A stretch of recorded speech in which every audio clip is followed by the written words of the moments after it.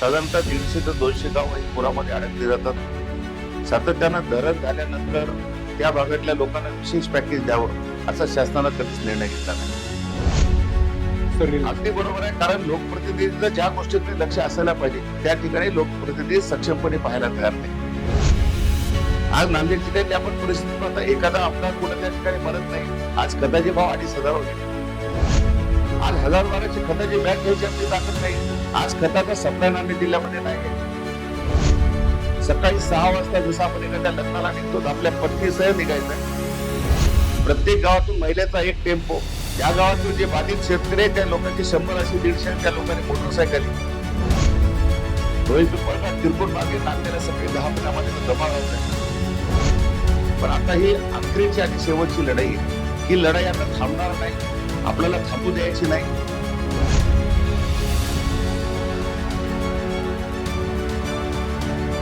नमस्कार, मी अजित पाटील. युवा राज्य न्यूज चॅनलमध्ये आपल्या सर्वांचं स्वागत आहे. आज आपल्या स्टुडिओमध्ये युवा राज्य न्यूज चॅनलमध्ये विशेष मुलाखत घेण्यासाठी शेतकरी नेते, शेतकऱ्यांचं कार्यावरती विशेषपणे कार्य करणारे, शेतकऱ्यांसाठी अहोरात्र मेहनत करणारे नेतृत्व, शेतकऱ्यांच्या मागणीसाठी वेगवेगळ्या पद्धतीने आंदोलन करणारे नेतृत्व, शेतकऱ्यांसाठी आधारवड म्हणून बघितलं जातं ते म्हणजे सन्माननीय डॉक्टर भगवानरावजी बनोरकर हे आपल्या स्टुडिओमध्ये मुलाखत घेण्यास उपस्थित आहेत. सर, आपलं स्वागत आहे युवा राज्य चॅनलमध्ये. नमस्कार. दरवेळेस पण जे आंदोलन करत असतात त्याप्रमाणे येत्या 21 तारखेला देखील मोठ्या प्रमाणात त्यांचं आंदोलन आहे. शेतकऱ्यांच्या मागणीसाठी, पीक विम्यासाठी विविध मागण्या घेऊन 21 तारखेला नायगाव पासून ते नांदेडपर्यंत महामोर्चाचं आयोजन केलेलं आहे. सर, काय माहिती सांगायला आंदोलनाविषयी? गेल्या 40 वर्षापासून नांदेड जिल्ह्यातल्या पूर्वेला असणारं पोचेपाट धरण, या पोचेपाटच्या बॅकवॉटरमुळे नांदेड जिल्ह्यातल्या जवळपास नदीकडच्या दोन्ही बाजूतील साधारणतः 150 ते 200 गाव ही पुरामध्ये अडकली जातात. सातत्यानं धरण झाल्यानंतर त्या भागातल्या लोकांना विशेष पॅकेज द्यावं असा शासनानं कधीच निर्णय घेतला नाही. त्यामुळे दरवर्षी शेतकऱ्यांनी शेती पिकवावी आणि एका रात्रीतून त्या महापुरामध्ये शेती जावी. यामुळे जिल्ह्यातला शेतकरी आर्थिक संकटात अडकलेला आहे. यासाठी शासनानं काही ते वेगळ्या उपाययोजना करावी. आम्ही त्या ठिकाणी कोल्हापूर धरतीचं पॅकेज मागतो आहोत. मी शासनाला काल मुंबईला गेलो, माझी मुख्यमंत्र्यांच्या सचिवासोबत बैठक झाली. श्रीकर परदेशी साहेबांना नांदेड जिल्ह्याला विशेष पॅकेज का द्यावं याची मी इतिमत माहिती दिलेली आहे. मला शासनाला अशी विनंती कराय की जसा GR तुम्ही कोल्हापूरमध्ये काढला, आलमपट्टी धरणाच्या बॅकवॉटरमुळे तिथल्या भागातल्या शेतकऱ्यांचं प्रचंड असं नुकसान 2019ला झालं. त्या ठिकाणी शासनानं एक वेगळा GR काढून संबंधितांना वेगळी मदत केली. त्या GR मध्ये असा उल्लेख आहे, जे आपण कोरडवाहू जमिनीला 13,600 देतोय त्याच्यात तिप्पट मदत मिळते, म्हणजे जवळपास 41,000 रुपये. बागायती क्षेत्रासाठी जे 27,000 आहे त्याला तिप्पट म्हणजे 81,000 रुपये हेक्टर मिळतात. आणि फळबागासाठी जे 36,000 रुपये प्रति हेक्टर आहे त्याला तिप्पट मदत म्हणजे 1,08,000 रुपये मिळतात. म्हणजे त्या शेतकऱ्याला जो न्याय मिळाला तो माझ्या नांदेड जिल्ह्यातल्या शेतकऱ्याला मिळाला पाहिजे, ही माझी प्रमुख मागणी त्या ठिकाणी आहे. नक्कीच सर, आता आपण सांगितलात की कोल्हापूरच्या धर्तीवरती विशेष पॅकेज भेटलं पाहिजे, बरोबर? याच्या पाठीमागचं प्रयोजन काय, ते आपल्या भागात कसे भेटले, यासाठी नियोजन काय केलेलं आहे? महत्वाचं आहे, ज्यावेळेस 6 महिन्याखाली ज्यावेळेस अजितदादांच्या नेतृत्वाखाली महाराष्ट्रामध्ये पॅकेज जाहीर झाला, आपण अजितदादाची प्रेस कॉन्फरन्स बघा. त्याच्यामध्ये मुख्यमंत्र्यांच्या बैठकीमध्ये अजितदादा म्हणाले होते की भौगोलिक परिस्थितीमध्ये काही वेगळं द्यावं लागेल. त्या अनुषंगाने मी नांदेड जिल्ह्याची भौगोलिक परिस्थिती सांगतोय की गोदावरी ही महाराष्ट्राच्या पश्चिमेमध्ये नाशिक जिल्ह्यावर उगम पावते. नाशिक जिल्हा ते नांदेड हा प्रवास जवळपास 700 किलोमीटरचा आहे. गोदावरी नांदेडला येताना जवळपास 6 धरणाचं पाणी त्याच्यामध्ये मिसळलं जातं, 9 नद्या उपनद्या त्याच्यामध्ये मिसळतात. आणि पर्यायानं एका नदी पात्रामधून एवढं मोठं पाणी वाहत असताना नदी पात्र सोडून बाजूच्या शेतामध्ये घुसते, गावामध्ये घुसते. त्या अनुषंगानं नदीकाठच्या परिसरामध्ये 10-15 किलोमीटर मध्ये त्या महापुरामुळे वाळवण तयार होते. मग ही जी भौगोलिक परिस्थिती आहे, नांदेड जिल्हा महाराष्ट्राच्या पूर्वेचा आहे. नांदेड जिल्ह्याच्या पूर्वेचे तालुके म्हणून आमचे उमरी, धर्माबाद, नायगाव, बिलोली, मुदखेड, लोहा नदीकाठच्या किनारी असणारी गाव हे बेचिराग झालेली आहे. ही शेतकरी आम्ही वाचतो की जगतो की मरतो अशा परिस्थितीमध्ये आहेत. अशा लोकांसाठी काही केलं पाहिजे. आणि शेतकरी जनांदोलन संघर्ष समितीच्या वतीने आम्ही हे करतो ना. याच्यासाठी आम्हाला कोणत्या पक्षाचा पाठिंबा आहे ना, आम्ही कोणत्या पक्षाचा पाठिंबा मागत नाही. मी एक शेतकरी आहे, माझ्या शेतकऱ्यासाठी माझं काम करणं हे माझा धर्म आहे. आम्ही हे आंदोलन करत आहोत. आता महत्वाचा प्रश्न आहे, तो आपण ज्या मागणीसाठी महत्व लढत आहोत तो म्हणजे पीक विम्याचा जो प्रश्न आहे, बरोबर? त्या पीक विम्याच्या प्रश्नासाठी आपण लढत आहात, त्याचा मोर्चा केला आहे. पीक विम्यासोबतच इतर शेतकऱ्यांच्या प्रश्नामध्ये आपली पुढची भूमिका काय असणार आहे? मी शासनाला वेळोवेळी विनंती केली की आज पीक विमा देण्याचं शासनाचं धोरण अत्यंत चुकीचं आणि गैरमार्गाचं आहे. गेल्या अनेक वर्षापासून शासनानं पीक विमा मिळण्यासाठी 5 ट्रिगर्स त्याच्यामध्ये होते. गेल्या वर्षी शासनाने 4 ट्रिगर्स काढले. त्याच्यामध्ये महत्वाचा असा होता, एखाद्या वेळेस अतिवृष्टी झाली तर लोकांना त्या कंपनीकडे तक्रारी करून पीक विमा मागण्याचा अधिकार होता, ते शासनाने काढून घेतलं.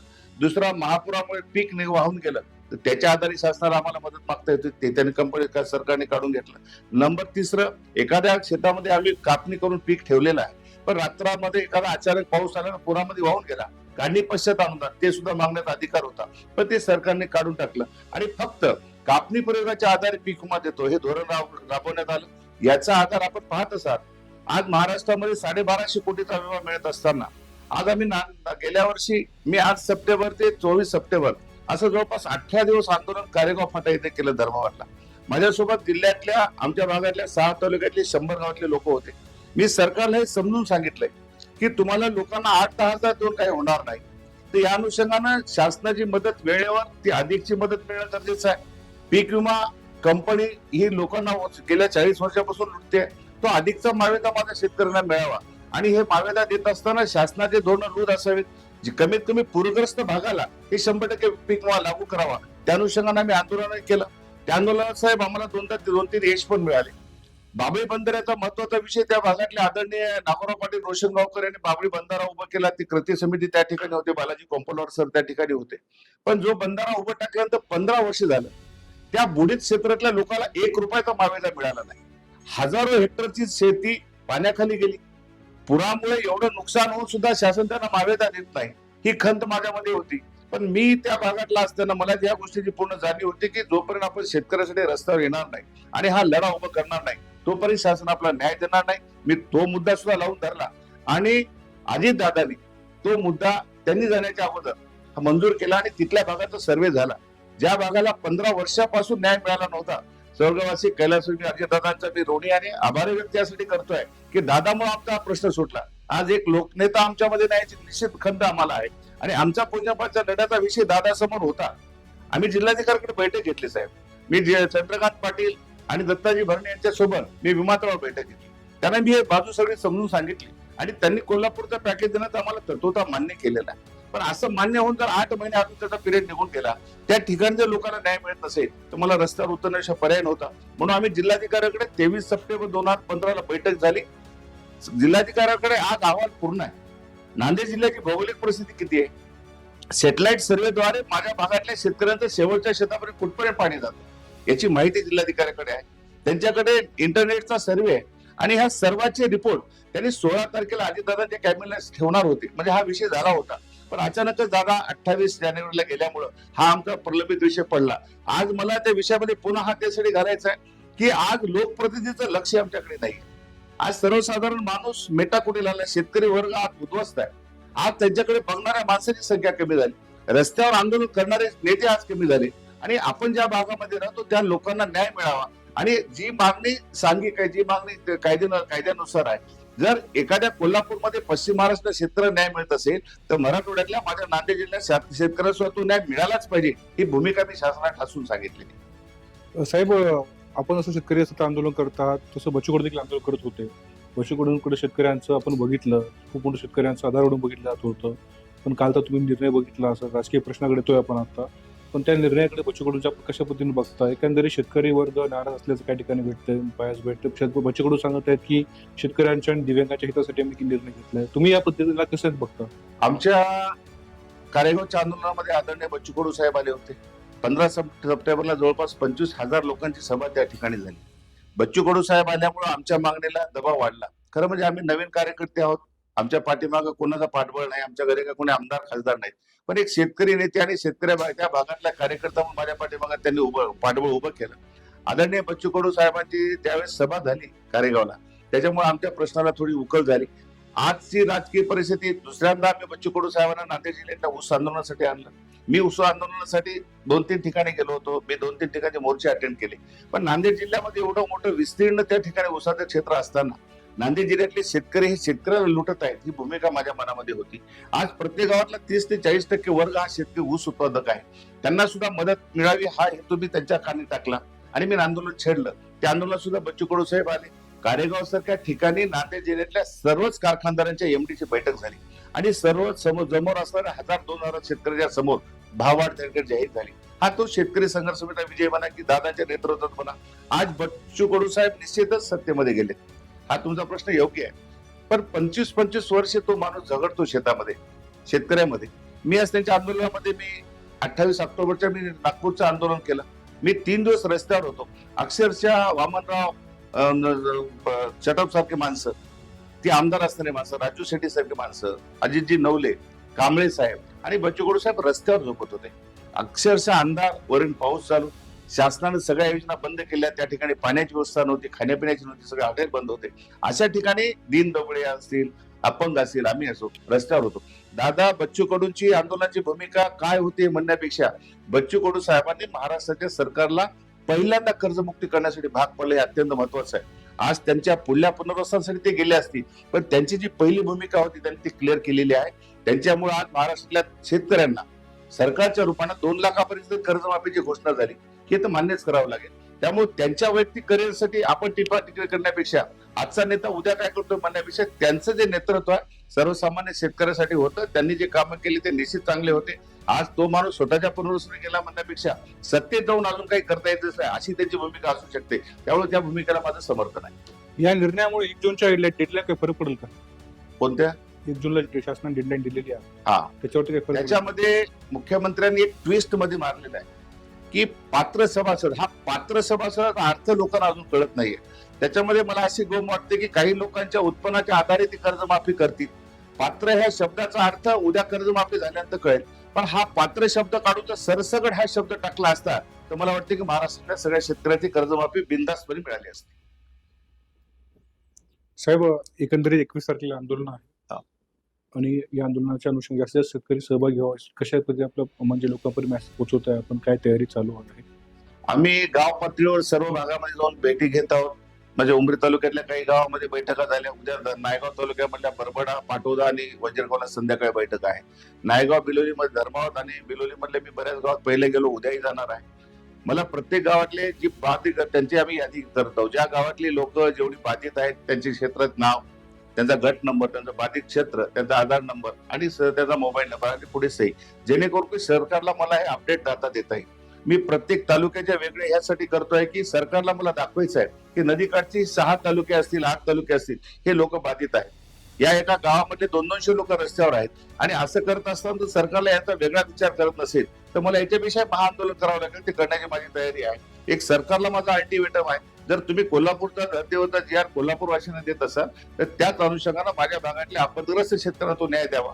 40 वर्षापासून माझे शेतकरी त्या पाण्यामध्ये अडकलेले आहेत, त्यांना धरणग्रस्ताचं प्रमाणपत्र द्यावं, जेणेकरून माझ्या नोकरीचा पुढला विषय राहिला, शिक्षणासाठी माझ्या लेकरांना मदत होईल. आज शिक्षणाचा सर्वाधिक खर्च वाढलेला आहे. आज कुठली बँक माझ्या शेतकऱ्याला कर्जासाठी पैसे, शेतकऱ्याला शिक्षणासाठी पैसे देत नाही. पण शासनाने हा जी आर लागू केला तर माझ्या आपल्या शेतकऱ्यांच्या मुलांच्या शिक्षणाची सोय होईल. तिसरी महत्वाची बाजू आहे, मी काल मुख्यमंत्र्यांच्या सचिवांना सांगितलंय की यावर्षी आम्ही पीक विमा भरण्यासाठी खूप अडचणी आल्या. काय झालं, राज्य शासनानं एकदमच त्यांचे नियम बदलले. नियम बदलल्यामध्ये त्यांनी पहिल्यांदा फार्मर आयडी लागू केली. फार्मर आयडी गेल्या 2 वर्षापूर्वी नव्हती. पण मला सरकारला म्हणायचं की माझ्या शेतकऱ्याच्या नावात सातबारा आहे, आजोबाच्या नावावर असं तरी भरता आलं असतं. फार्मर आयडी काढताना अनेक अडचणी शासनाने त्याच्यामध्ये टाकल्या. त्याच्यामध्ये महत्वाची अडचण होती, त्यांना अंगठा लावा, त्यांचा OTP घ्या, त्यांच्यासोबतचे मोबाईल नंबर संलग्न करा. माझ्या शेतकऱ्याकडे काही मोबाईल नव्हते, काही लोकांचे मोबाईल नंबर हरवलेले होते, काही लोकांचे आधार कार्डचे संलग्न नव्हते. अशा अनुषंगाने नांदेड जिल्ह्यातले आणि त्याचसोबत शासनाने यावर्षी 2% पैसे भरायला सांगितले. त्याच्यामुळे जी संख्या दरवर्षी 10 लाख विमा शेतकरी धारक असायचे नांदेडमध्ये साहेब, ते 5 लाखावर आले. मग हे 5 लाख शेतकरी जे कमी झाले ते शासनाच्या चुकीच्या निर्णयामुळे झाले, शासनाच्या चुकीच्या धोरणामुळे झाले. मी निक्षून सांगितलंय की तुम्हाला ह्या 5 लाख लोकांना जे 2016ला तुम्ही धोरण अवलंबिलं होतं, हे पीक विमा न भरल्या शेतकऱ्याला सुद्धा तुम्हाला हेक्टरी 25,000 द्यावे लागतील. हा कायदा तुम्हाला जो केलाय तो पुन्हा एकदा अंमलात आणावा लागेल आणि न भरल्या शेतकऱ्याला सुद्धा मदत करावी लागेल. कारण ही गोदाकाठच्या पूरग्रस्त भागातील लोक आहेत, त्यांना उभं करणं गरजेचं आहे. उद्या पेरणीपूर्वी जर मदत झाली तर माझा शेतकरी उभं टाकू शकतो. ही मदत सुद्धा मी शासनाकडे मागितली. साहेब, उद्या 21 तारखेला आंदोलन होतंय, आंदोलन नक्की तुम्हाला यश पण येईल. पण आंदोलनाच्या यश आल्यानंतर आपण फक्त जिल्ह्यापुरतं मर्यादित राहणार का राज्यापुढे पण आपला दौरा वाढणार आहे, काय सांगाल? मी याच्यामध्ये जो महत्वाचा GR मी त्या ठिकाणी टाकलाय तो पीक कापणी प्रयोगाचा. आता साधारणतः मी शासनाकडे काल विनंती केली की तुम्ही महसूल मंडळाची पुनर्स्थापना करा. महसूल मंडळ आज कसे आहेत, रॅन्डम आहेत. काही ठिकाणच्या ज्या जमिनी पाण्याखाली जात नाहीत त्यांच्या गावातला सर्वे आणि लागू होते पूरग्रस्त भागाला. तर मी शासनाला विनंती केली की नदीकाठची गावं महाराष्ट्रामध्ये जेवढ्या नदी आहेत त्यांचे वेगळे महसूल मंडळ स्थापन करा, जेणेकरून त्याच भागामध्ये कापणी प्रयोग होईल आणि त्या लोकांना अधिकची मदत मिळेल. ज्या भागाचं ज्या क्षेत्राचं जास्त नुकसान झालं त्यांना अधिकची मदत मिळावी, हा कायदा शासनाने करावा. ज्या भागात कमी नुकसान झालं तेवढे पैसे त्या क्षेत्राला मिळावे. त्या अनुषंगानं तो GR झाला तर महाराष्ट्रातल्या शेतकऱ्याला फायदा होईल. मला सन्मान्य श्रीकर पदवी साहेबांचं आणि आरबोटे साहेबांचं स्वागतही करायचं आहे. त्याने तो मुद्दा नोट केलाय. मी त्यांना हेही सांगितले की साहेब तुम्हाला राज्याच्या निर्णयामध्ये पीक कापणी प्रयोग पूरग्रस्त भागांना वगळावा लागेल. ज्या भागातून जमीन पुरामध्ये जाते तिथं तुम्ही कापणी प्रयोग कशाचा करणार आहात? पिकच वाहून गेले, पुन्हा कापणी कशाची करणार आहात तिथं? त्यामुळे तुम्हाला ह्या लोकांना सूट द्यावी लागेल आणि महसूलच्या पंचनाम्याच्या आधारे पूर रेषा कायम करून त्या गावातल्या लोकांना पूर आल्याबरोबर तहसीलदार, डेप्युटी कलेक्टर आणि कलेक्टरच्या रिपोर्टच्या आधारे 100% पीक विमा लागू करावा लागेल, जेणेकरून त्या शेतकऱ्याला हेक्टरी 50,000ची मदत होईल. सरकारच्या 10-15 हजारांना काहीच होणार नाही. पण जे आपण हक्काने पैसे विमा कंपनीकडे भरतो आहोत, विमा कंपनी ज्याच्यासाठी शासनाने तयार केली त्या विमा कंपनीचं कार्य माझ्या शेतकऱ्याच्या ग्रामीण लेवलला जाण्यासाठी हा GR होणार आहे आणि त्यामुळे महाराष्ट्र शासनाला हे करावंच लागणार आहे आणि महाराष्ट्राला सगळ्या शेतकऱ्याचा फायदा होणार. म्हणजे ही आपली जी लढाई आहे जिल्ह्यापुरती न राहता राज्यापर्यंत विस्तारलेली आहे. अगदी बरोबर आहे, कारण लोकप्रतिनिधींचं ज्या गोष्टीकडे लक्ष असायला पाहिजे त्या ठिकाणी लोकप्रतिनिधी सक्षमपणे पाहायला तयार नाही. आज नांदेड जिल्ह्यातली आपण परिस्थिती पाहता, एखादा आमदार कुठं त्या ठिकाणी म्हणत नाही. आज खताचे भाव 2,500 गेले. शेतकऱ्याला परवडू शकते का? आज 1,000-1,200 खताची बॅग घ्यायची आमची ताकद नाही. आज खताचा सप्लाय नांदेड जिल्ह्यामध्ये नाही. वरून सगळे लिंकिंगचा खेळ चालू आहे. 200-300 रुपये का प्रति बॅग मध्ये युरियाच्या पाठीमागे घेत आहेत. मग असं असताना कुठेतरी शेतकऱ्याच्या रूपानं शासनावर दबाव आणून शेतकऱ्याचे प्रश्न सोडावेत. महाराष्ट्रातल्या शेतकऱ्याला न्याय मिळाला तर चांगलंच आहे, पण माझ्या नांदेड जिल्ह्यात शेतकऱ्याला कोणी वारंवार बघत असेल तर भगवान मनोकर त्या ठिकाणी निश्चितपणे उभा आहे. हे सांगण्यासाठी मी आंदोलन करत आहे. नक्कीच आपण राज्याचा विचार करत असताना एक महत्वाचा प्रश्न जाणवतो प्रामुख्याने की ज्या वेळेस या शासनाच्या विरोधामध्ये शेतकरी नेते असेल राज्यभर लढत असतात. उदाहरण जर बघितलं आपण बच्चू कडूंचं असेल, आता नुकतंच बच्चू कडे असेल, याच्यापूर्वी सुद्धा खूप होत होते. हे याला ज्या वेळेस शासनाच्या विरोधात शेतकरी लढले गेले त्यावेळेस त्याला शांत करण्याचं, एखादं ऑफर देण्याचं किंवा त्याला आमदारकी देऊन शांत बसवण्याचं आणि आंदोलन दाबण्याचं काम यावेळेस झालं आतापर्यंत आंदोलनामध्ये. तसं येणाऱ्या काळामध्ये तुमच्या बाबतीत पण होईल का? अजिबात नाही. मी शेतकऱ्यांचा मुलगा आहे. मी गोदाकाठच्या पट्ट्यात वाढलो, ज्या पट्ट्यानं मला मोठं केलंय. आपल्याला माहित असेल मी चळवळीतला आहे. मी 2002ला माझ्या मिसेसला लोकांनी 2002ला सभापती केलं. 2001ला अशोकरावजी चव्हाण साहेबांनी कारखान्यावर लोकांना 610 रुपये भाव देतो असं जाहीर केलं होतं. मी 99ला विधानसभा भोकरमधून लढवली. मला तिथल्या सर्वपक्ष नेत्यांनी कारखान्याच्या मोर्चासाठी समोर केलं. मी कारखाना चालू असताना सभेमध्ये उचलून मी साहेबांना विचारलं. शंकररावजी चव्हाण साहेब स्टेजवर होते, बाबासाहेब गोरटेकर होते. मी त्यांना विचारलं, साहेब आपण गाळा फार्म चालू करत आहात तर मला पहिल्यांदा अपेक्षा की आपण भाव काय देणार आहात.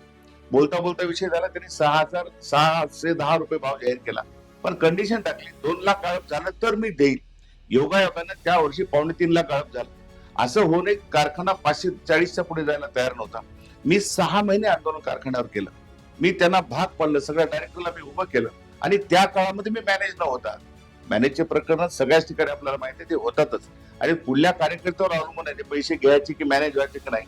पण ज्या लोकांनी मला पुढे केलं, ज्या लोकांनी मला मोठं केलं आणि त्या लोकांच्या विश्वासात घेऊन मला काही कमावचं नाही. लोकांच्या विश्वासाला पात्र होऊन आपला तो लढाई लढायची आहे. त्यावेळेस मी ती केलं नाही. मला 2002ला मी सभापती पदासाठी माझ्या मिसेसला उभं केलं. नांदेड जिल्ह्यात महाराष्ट्रात सर्वाधिक मतदान त्या सिंधी पंचायत समितीने दिलं आणि उमरीची पंचायत समिती माझी पहिली मिसेस त्या ठिकाणी झाली. हे कशाचं श्रेय आहे? लोकांच्या विश्वासाचं आहे आणि या विश्वासाला तडा देऊन मला काहीच कमावचं नाही. आज मी लेक्चर होतो, मला 2 लाख पेमेंट होतं. मी सर्व्हिस 2 वर्षाखाली अगोदर का सोडली की मला तर कुठेतरी रस्त्यावर यावं लागेल. पैसा हे सर्वस्व नाहीच आहे, पैसा सोडून जायचा आहे. पण जे शेतकरी माझ्याकडे आशेनं बघत आहेत त्या लोकांना मी न्याय दिला पाहिजे ही प्रांजळ भूमिका आमची आहे आणि आम्ही मनोकर परिवारामध्ये आहोत. कैलासवासी गप्पी मनोकर सरांनी आम्हाला एक आदर्श घरामध्ये दिला. आमच्या घरात आम्ही 10-18 डॉक्टर आहेत, 17 इंजिनियर आहेत, 6 लेक्चर आहेत. एवढं उच्च विद्याविभूषित परिवार असताना कशासाठी म्हणून लोकांच्या हारी जायचं, कशासाठी पैसे घ्यायचे? सेवा करणं हे आमचा धर्म आहे. शेतकऱ्यासाठी माझं आयुष्य त्या ठिकाणी लावणार आहे आणि मी तो धर्म स्वीकारलाय. त्यामुळे कुठल्या जातीपंथाच्या विरोधात नाही. तर 18 पगड जातीचा शेतकरी माझा शेतकरी आहे. तो सर्व धर्माचा असला कुठला असला तर शेतकरी म्हणून उद्या रस्त्यावर येणार आहे आणि म्हणून 10,000 मोटरसायकलची रॅली नांदेड जिल्हाधिकारी कार्यालयावर 21 तारखेला धडकणार म्हणजे धडकणार, आम्हाला विश्वास आहे. नक्कीच. एकंदरीत 10,000 मोटरसायकल्स आपण या ठिकाणी ट्रॉफीसवरती येतोय. शेवट शेतकऱ्यांना काय आवाहन करा या मुलाखतीच्या माध्यमातून? मला शेतकऱ्याला विनंती करायची आहे की गेल्या 40 वर्षापासून आपण या पोचंपाटच्या लढ्यासाठी अनेकदा प्रयत्न केले, कोणी समोर होऊन या गोष्टी केल्या नाहीत. पण आता ही अखेरची आणि शेवटची लढाई आहे. ही लढाई आता थांबणार नाही, आपल्याला थांबू द्यायची नाही. मला शेतकऱ्याला फक्त 1 दिवसासाठी मी त्यांना मदत मागतोय. मला कोणाचे पैसे नको आहेत, मला तुमचे कोणाचं काही नको. सकाळी 6 वाजता जसं आपण एखाद्या लग्नाला निघतो तर आपल्या पत्नीसह निघायचंय. प्रत्येक गावातून महिलेचा एक टेम्पो, त्या गावातील जे बाधित शेतकरी आहेत त्या लोकांची 100 अशी 150 त्या लोकांनी मोटरसायकली, नायगाव धर्मावती ते आपल्याला उपस्थित राहायचंय. नायगाव, कारेगाव, माळकोटा ह्या मार्गे, रोही पिंपळगाव, तिरकोट मार्गे नांदेडला सकाळी 10 पर्यंत आम्हाला इथं जमा व्हायचा आहे. आणि उन्हाच्या अगोदर 11 पर्यंत आम्हाला तो मोर्चा पूर्ण करून 12 वाजता मला शेतकऱ्याला घरी पाठवायचा आहे. मोर्चा हा सनदशीर मार्गाने, संवैधानिक पद्धतीने कुठल्याच नेत्यावर, कोणत्याच पक्षावर आम्ही ब्लेम करणार नाही. माझ्या शेतकऱ्याच्या मागण्या मान्य झाल्या पाहिजे आणि शासनाला तो त्या पद्धतीनं एक अल्टिमेटम म्हणून माझा मोर्चाचा उद्देश आहे. मोर्चा करण्यामागे मला माझं नेतृत्व नाही, हे नेतृत्व शेतकऱ्यांचं आहे. सगळे शेतकरी एकत्र आलं ते शक्य आहे. आणि म्हणून जर शेतकऱ्यांनी मला साथ दिली, शेतकरी जर रस्त्यावर आले, ते निश्चितच शासनाला विचार करावा लागेल. आमच्या शेतकरी संघर्ष समिती मुंबईला बैठका घ्याव्या लागतील आणि जो ज्या त्यांनी पहिल्यांदा लागू केला तो माझ्या नांदेड जिल्ह्यातल्या सगळ्या शेतकऱ्याला लागू झाला तर 16 तालुक्यामधले 16 शेतकरी म्हणतील की कोणीतरी संघर्ष समितीच्या माणसाने हे काम केलं. तेवढीच मला लोकांकडून अपेक्षा आहे. धन्यवाद. धन्यवाद सर. या मुलाखतीच्या माध्यमातून आपण शेतकऱ्यांशी संवाद साधल्याबद्दल युवा राज्य न्यूज चॅनलच्या वतीने आपलं मनपूर्वक धन्यवाद सर.